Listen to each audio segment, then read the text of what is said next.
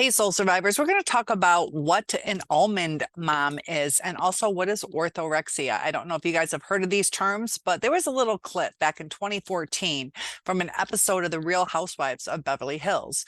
And it started this viral thing that happened because what it is an almond mom is stemming from a comment in this show where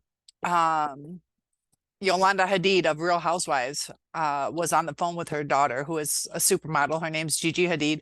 And on the call, Gigi told her mom that she wasn't feeling too good, and her mom gave her some advice. So she said, have a couple almonds and chew them really well. So she was feeling lightheaded and almost had nothing to eat. So this started a discussion on the lack of food intake and how sometimes a child might not feel loved if they don't keep up a certain body image. So that's where the term comes from. And also orthorexia. If you are struggling with an eating disorder, whether it's too much food, not enough food, anorexia, bulimia, which is vomiting, that there are places that you can get help. And I'll give you that number in a second. But, you know, the almond moms, sometimes they make comments about their own body or their own body image. And also sometimes they'll do it with their daughter. It can be guys too, but it's usually females. So there are national eating disorder associations. The helpline is 1-800-931-2237, or you can text NEDA to the National Eating Disorder Association helpline, which is 741-741, to be connected with a trained volunteer at a crisis text hotline. So,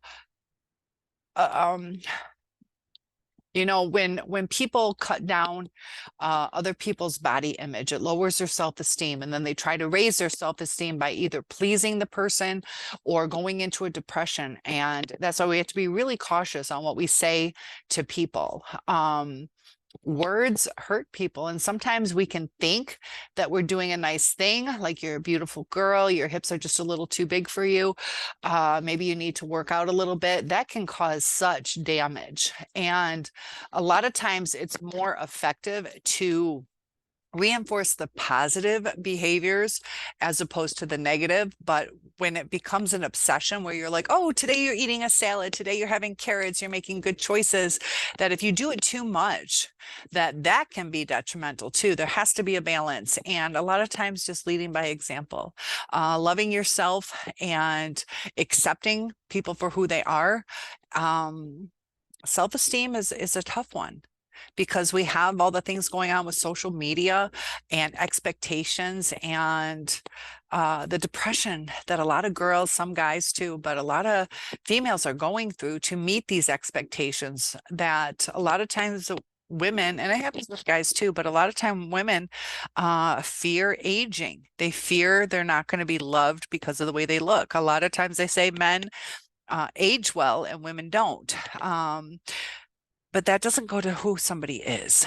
And if you are struggling with your eating habits, that if you realize where it's coming from, were you told to clear your plate, that you had to do that? So now you're unconsciously, subconsciously clearing your plate.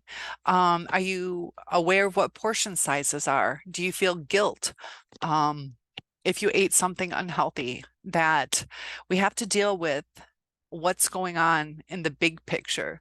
So I have told you guys I'm also a health coach. If you would like a health assessment, comment below. I will give you a free health assessment to help get you back on track. But Almond Mom, you know, when it becomes an obsession on your image, it can cause other people to feel uncomfortable, that they're not going to meet your expectations of who they should be.